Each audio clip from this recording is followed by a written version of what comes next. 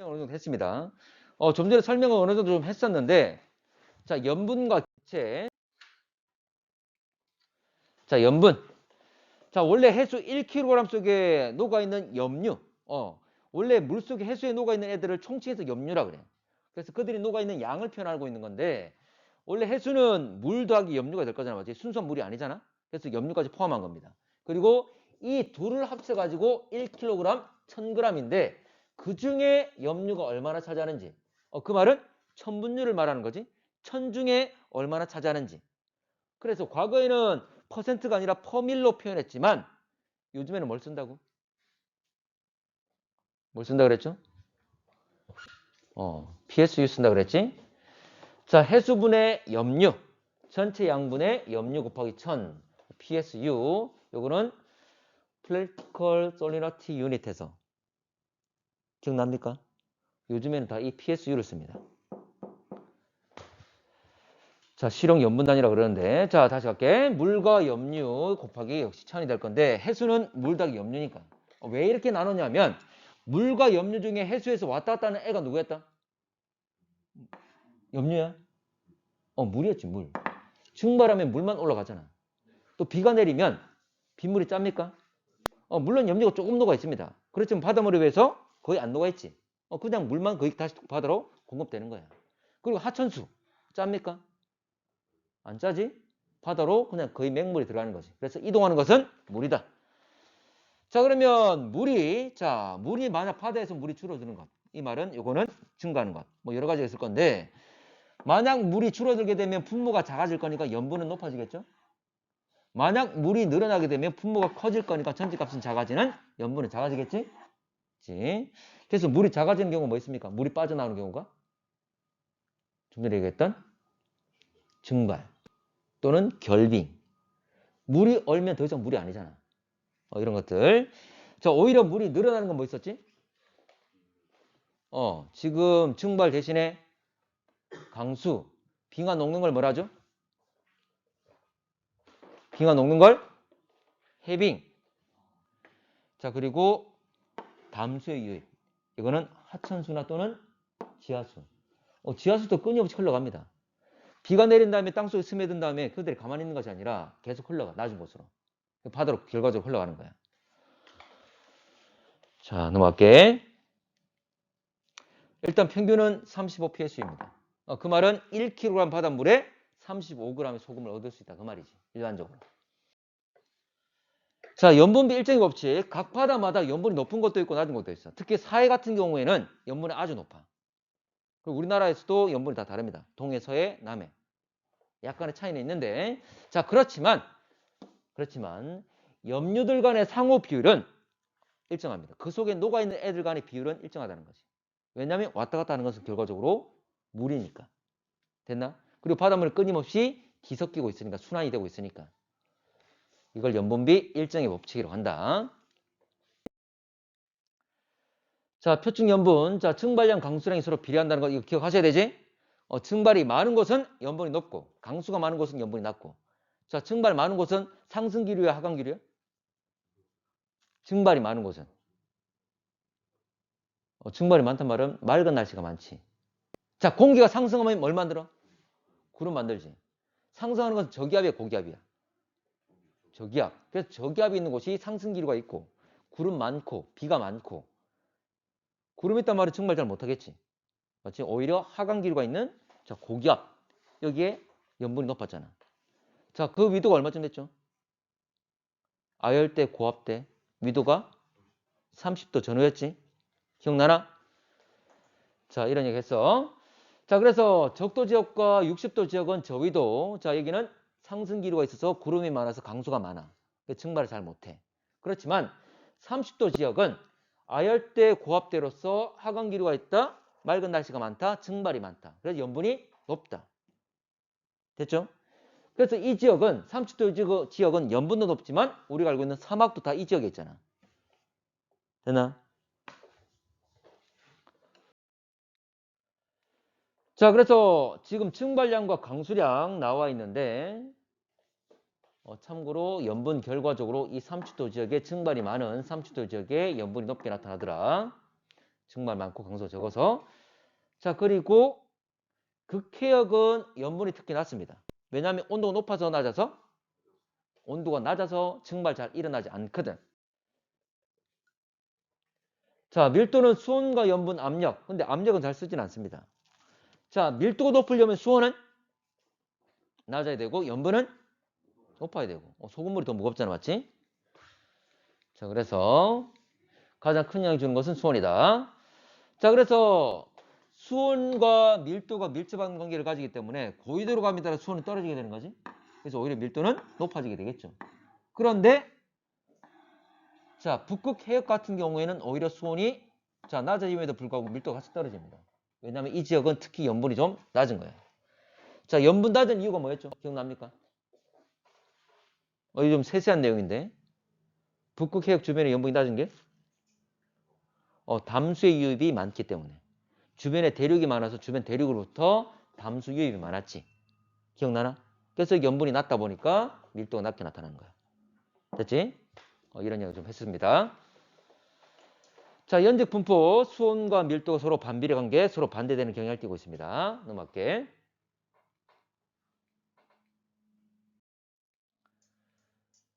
자, 수온 염분도 이거 중요하죠? 결과적으로 수온과 염분을 한꺼번에 같이 물을 수 있기 때문에 이게 잘 나와. 결과적으로. 그래서 밀도는 수온이 낮을수록 그리고 염분이 높을수록 밀도가 커진다고 그랬어. 그래서 왼쪽 아래, 오른쪽 아래로 갈수록 밀도가 커지는. 그래서 이에 현재 서로 밑에 오른쪽 아래로 갈수록 밀도가 높아진다. 그래. 등 밀도선이 그렇게 쭉 펼쳐져 있는 거지. 왼쪽 아래에서 오른쪽 위로 등 밀도선 펼쳐져 있죠. 왜냐하면 오른쪽 아래로 내려갈수록 밀도가 커지기 때문에. 됐지?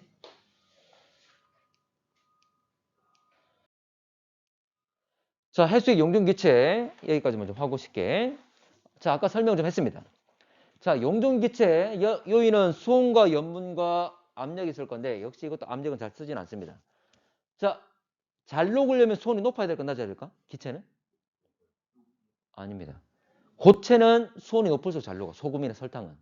근데 기체는 반대. 수온이 낮을수록 잘 녹아. 여러분 그 사이다나 콜라 살짝 가열하면 막 끓어 나오지. 안에 있는 기체 쉽게 나오잖아. 운동속 활발해지면서. 그래서 오히려 수온이 낮을수록 잘 녹습니다.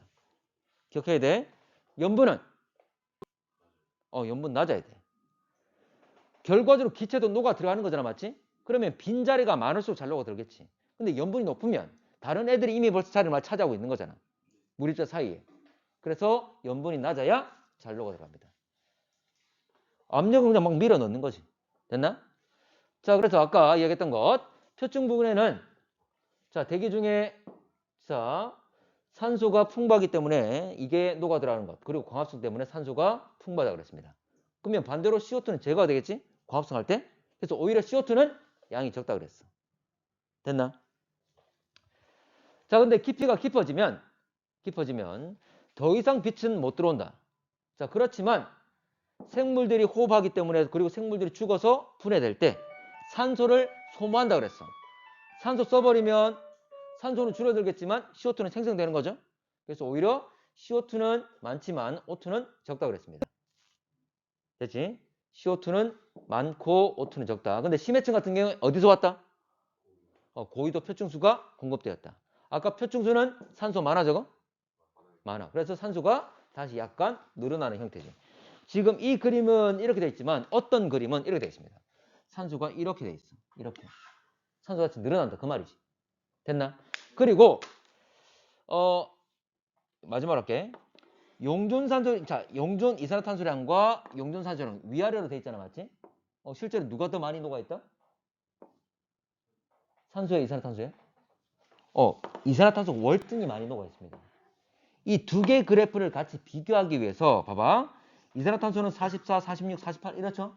원래 저 앞에 있던 애를 잘라서 가져와서 여기 붙여놓은 거야. 두 개를 비교하기 위해서. 됐나? 됐지? 일단 기본적으로는 월등히 이산화탄소가 잘 녹아 들어갑니다.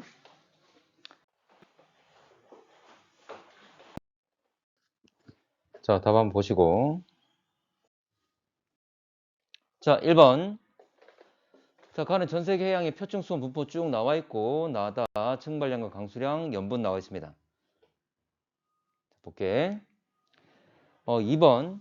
2번은 요거 맞는 내용이지만 한번 확인을 좀 하겠습니다. 태평양 적도 해역의 수온이 서쪽이 동쪽보다 높다.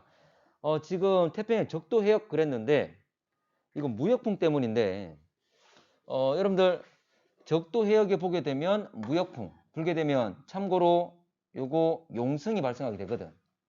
어떻게 되냐면 특히 남태평양 쪽인데 원래 무역풍은 적도가 있다면 이렇게 바람이 불고 있는 거잖아. 그러면 북반구는 어느 쪽으로 이동되게 되죠? 무역풍에서 에크만 수정이 바람 진행 방향의 오른쪽이었지. 남반구는 왼쪽이었지.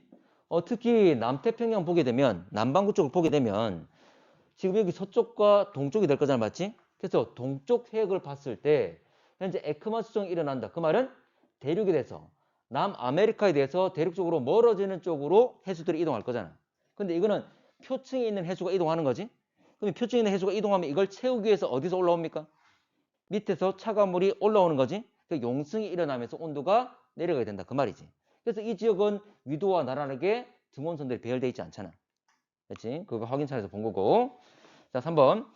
표층수온 분포에 가장 큰 영향 미치는 것은 바람이다. 표층수온 분포 아니지 가장 큰 영향은 바로 태양 복사 에너지였죠. 그래서 위도와 나란하게 등원선들이 분포하고 있는 것이. 자, 넘어갈게.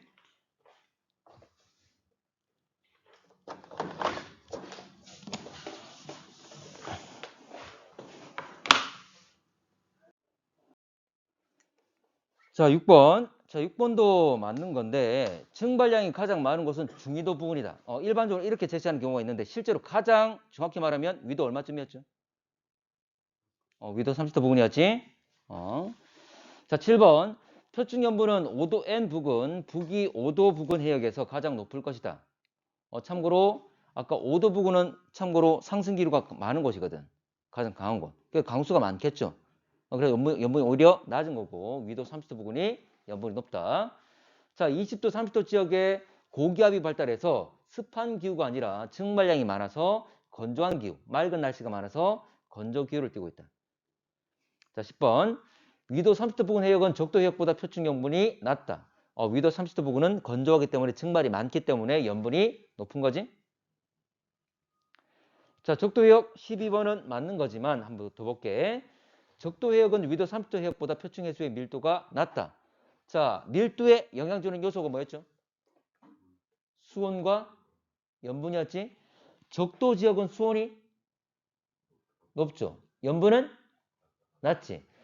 수온의 원래 밀도는 반비례하고 염분은 수온에 비례하잖아, 맞지? 염분은 밀도에 비례하잖아, 맞지? 그래서 밀도가 작은 그 요소를 다 가지고 있지. 수온은 높고 염분은 낮기 때문에 밀도가 낮다는 것. 자, 14번 증발량 마이너스 강수량. 이거는 염분에 비례하는 값이죠. 그래서 표층 염분, 염분과 비례하는 값이니까 현재 높을수록 염분은 높겠지. 참고로 강수량 마이너스 증발량으로 가끔 나오는 경우가 있습니다.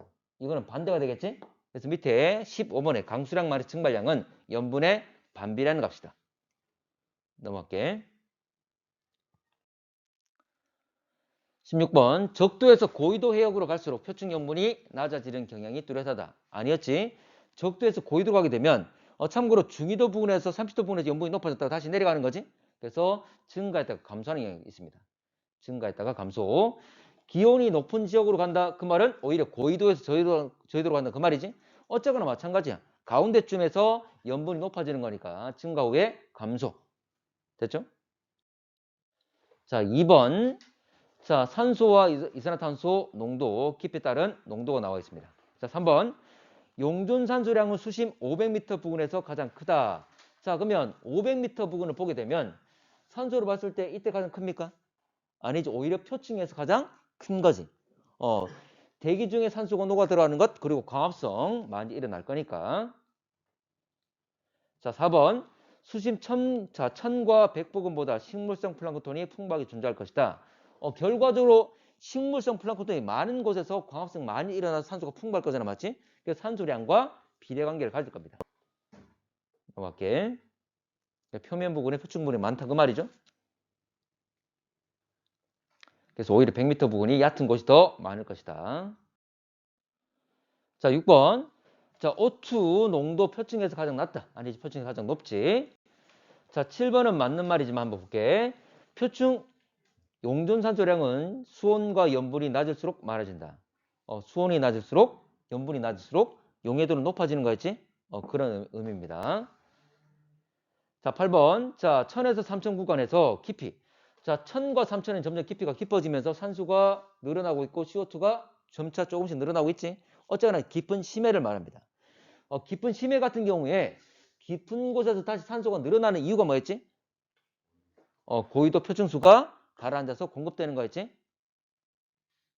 자, 9번. 수심 500m 이상 CO2 농도가 증가되는 이유. 생물의 광합성. 광합성을 하면 산소 늘어나고 CO2는 제가 현재 줄어드는 거잖아. 맞지? 그게 아니라 반대로 호흡과 유기물의 분해. 생명체가 죽게 되면 생명체는 유기물을 하는데 그들이 분해되는 과정에서 산소를 소모하고 CO2가 생성이 됩니다. 결과적으로 호흡과 같은 결과를 가져오지. 자, 10번. 자, 수심 100m에서 O2 농도가 CO2 농도보다 크다. 자, 100m 쭉 가게 되면 O2와, 자, 100m에서 볼게요. 100m에서 보게 되면 누가 더 오른쪽에 있습니까?